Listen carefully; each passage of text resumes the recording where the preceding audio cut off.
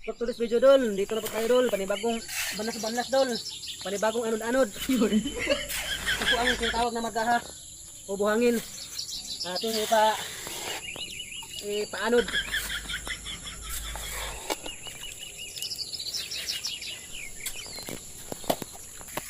Ito na dol, ato nyo ipadaloy na natin dol ang margaha. Atong ipaanod dol, ating ipaanod. Mas madali ito dol kaysa mano-mano na pagbiring. Mas madali itong madali ka ditong paanod at mas madaling magbiring-biring. Tawag na stopper dol. At dito po ang pagpupunduhan ng mga ginto. May stopper kasama ang margaha. Ito po ang ating bibiringin para makaparit ang margaha at ginto. Bangan ni dol.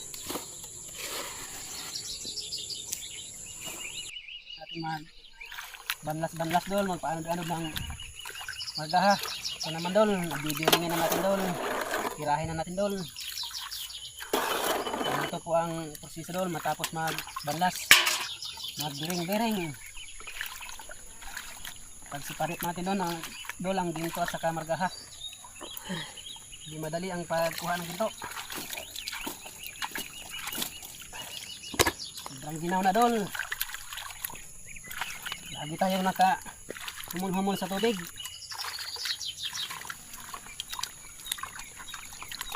Dapat dol, tuyukin natin dol yan para hindi matagat ang ginto. Ganyan dol. Parit natin ginto sa margaha. Na dol, ito na dol. Tuyukin dol para hindi matagakin ang ginto.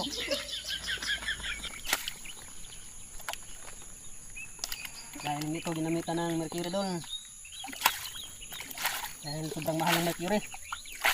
Yan ang ginto natin dol. Tapos natin yan dol. Anak, wawawi. Wawawi dol, wawawi. Sipag lang dol.